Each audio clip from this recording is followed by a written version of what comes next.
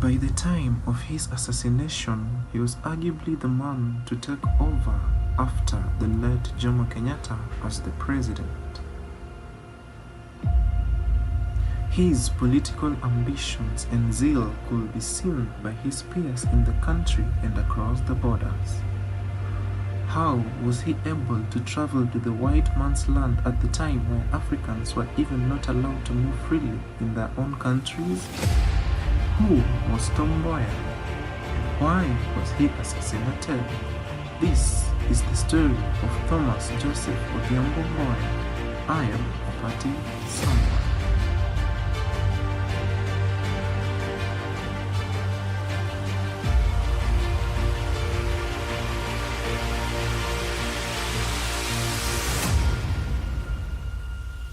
We have always stated that our independence cannot be complete if in fact there is any part of the world where the black man is not accorded his rightful position in society.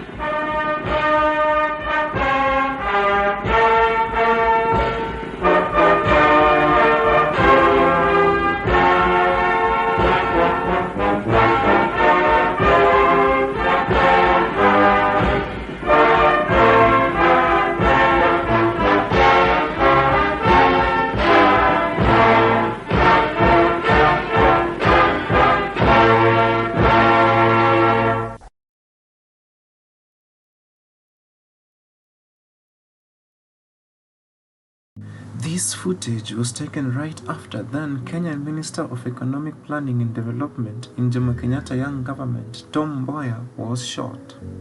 He was shot twice on 5th July 1969. The first bullet caused hemorrhage from the jagged wound in the aorta, while the second bullet hit his shoulder. Much as doctors tried to resuscitate him, the first bullet had already done the damage. What did you find there? Was he When I rushed to the scene, I found Mr. Tom Mboya lying flat on his back. He was unconscious, and I couldn't find his pulse, hardly any respiration. He was bleeding. He had been shot in the front of the chest, and straight away I started the resuscitation and started the mouth-to-mouth breathing, and we got into the ambulance. We continued the resuscitation till we got to the hospital, and there I handed over to the doctors of the Nairobi hospital. In fact, I'd stay around. At the age of 39, Thomas Odhiambo Joseph Mboya took his last breath. 5th July 1969 was just like any other busy day for Tom Mboya. That morning, the East African Standard had published his photo that was taken the previous day at Embakasi Airport, where he had arrived from an EAC meeting in Addis Ababa. He was supposed to be in London to attend a conference at the University of Sussex on the crisis of planning that was to begin on 7th July on a Monday. However, he chose not to go directly and decided to come to Nairobi to attend to work. In his book, Tom Mboya, Professor Bethula Ogot says Tom knew there was a plan to assassinate him, and some of his close friends tried to persuade him to travel directly to Britain from Addis Ababa. But Mboya had replied that if there are some people from Kenya who are determined to kill him, a few days in Britain will merely be postponing the day of reckoning unless he went to exile, which was not an option. Before the shot on the very day, details revealed Tom Mboya arrived in the central business district of the Kenyan capital city, Nairobi. He was looking for perfume. He parked Mercedes-Benz KME 627, which was his official car, right outside the Chinese chemist, located at the Government Road, now Moi Avenue. Walked around greeting some few people and then went inside the shop. The shop had already closed for the weekend, but they opened for him because of his close relationship with the Chinese chemist owner, Miss Mohini Semi Chani. But little did he know the assassin, Nation Isaac Njega Njoroge, was on his trail. He was ready to take him out. On his way out, Nation Njenga unleashed fire. 2 bullets on target. The loud shots rose above the noisy city. A minister fell in the ground. The gunshot plunged the city into chaos, and through this confusion, it gave the assassin a humble time to escape. The gunman had succeeded in his mission. Tom Mboya was no more. Grieving Kenyans soon gathered the Nairobi hospital in large numbers. Few people were allowed to see him before he was taken to the morgue, but unwielding police were called in to keep the crowd at bay. The assassin Nation Njenga was apprehended on the 21st of July at his workplace, few distance from the incident's venue, by the law enforcement. Following his arrest, Njenga was prosecuted and convicted on 10th September 1969. He was sentenced to death by hanging. An appeal to East African Court was rejected. On 21st November, sources revealed that Njenga was hanged in secret on 8th November.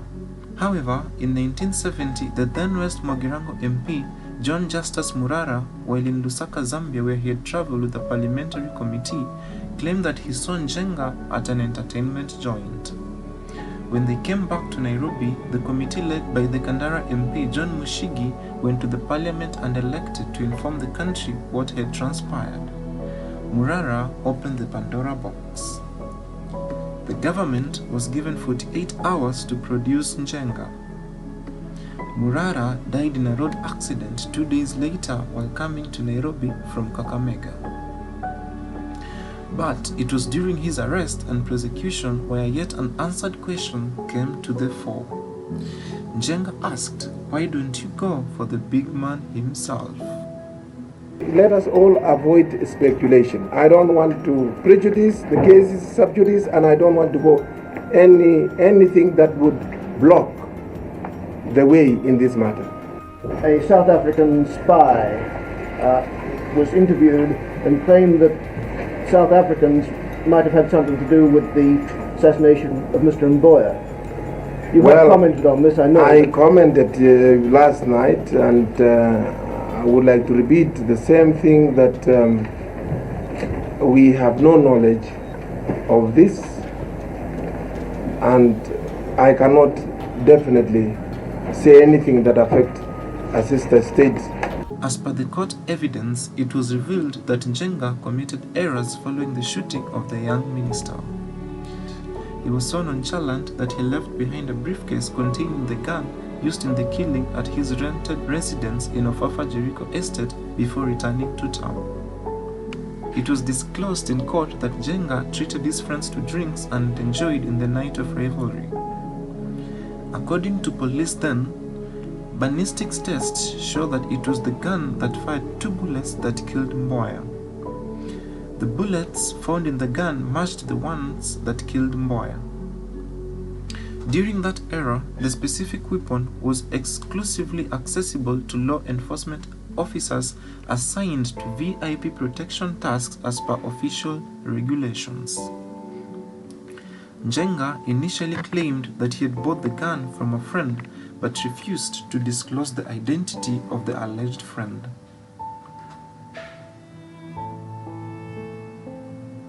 Later, he changed the story, claiming that a friend had given the briefcase for him for safekeeping and did not know that it had a weapon.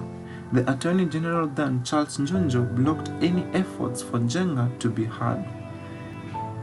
He cautioned Samuel Wariuhi, the lawyer representing Njenga, against making remarks that he deemed to be political during the murder trial.